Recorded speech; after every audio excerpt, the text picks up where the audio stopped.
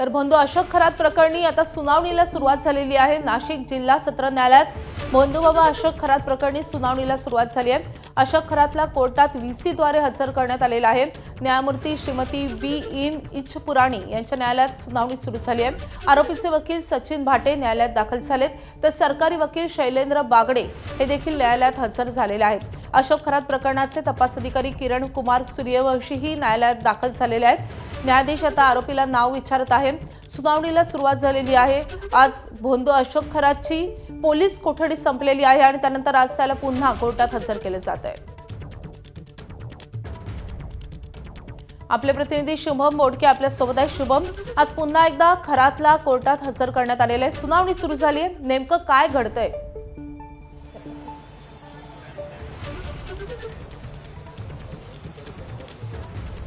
नक्कीच खरं तर अशोक खरात याला नाशिक कोर्टामध्ये हजर केलं गेलेलं आहे। व्हीसीद्वारे खरं तर त्याला हजर केलं गेलेलं आहे। सुरक्षेच्या दृष्टीने मागच्या सुनावणी दरम्यान देखील एसआयटीकडनं न्यायालयाला एक अर्ज देण्यात आलेला होता। त्या विनंती अर्जामध्ये या सगळ्या संदर्भात आपण जर पाहिलं तर या अशोक खरातला त्या ठिकाणी सुरक्षेच्या कारणाने कुठेतरी त्याला जे व्हीसीद्वारे कोर्टामध्ये हजर केलं जावं अशी जी मागणी आहे ती खरं तर एसआयटीकडनं केली गेलेली होती आणि त्यानंतर या अर्जाची तत्काळ त्या ठिकाणी पूर्तता करण्यात आली। आणि एकूण जर पाहिलं तर या सगळ्या प्रकरणामध्ये आता पुन्हा या दुसऱ्या न्यायालयाच्या सुनावणीमध्ये या अशोक खरातला या ठिकाणी व्हीसीद्वारे हजर केलं गेलेलं आहे।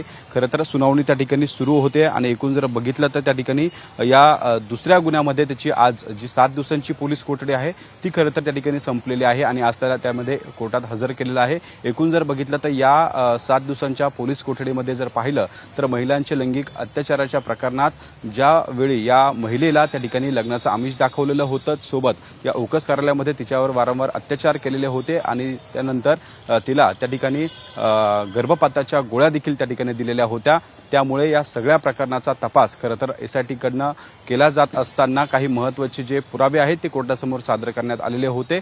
काही वस्तू ज्या मिळाल्या होत्या त्या वस्तूसाठी जो तपास होता तो तपास खरं तर पुढे न्यायचा होता आणि यासाठी 7 दिवसांची पोलीस कोठडी खरं तर अशोक खरातला त्या ठिकाणी मिळावी अशी विनंती एसआयटीकडनं करण्यात आलेली होती आणि त्यानंतर कोर्टानं 7 दिवसांची पोलीस कोठडी सुनावलेली होती। या 7 दिवसांमध्ये जर पाहिलं तर अनेक महत्त्वाचे धागेदोरे हे खरं तर एसआयटीच्या हाती लागलेले आहे। या सगळ्या संदर्भात जर पाहिलं तर आता जो तिसरा गुन्हा आहे त्या तिसऱ्या गुन्ह्यामध्ये खरं तर या सगळ्या संदर्भात पुन्हा पोलीस कोठडी मिळावी, एकूण त्याची जी ताबा आहे तो तिसऱ्या गुन्ह्यामध्ये वर्ग करावा अशी थांबवते, कारण आता एक महत्त्वाची अपडेट येते की खरातला दुसऱ्या गुन्ह्यात आता न्यायालयीन कोठडी मिळालेली आहे।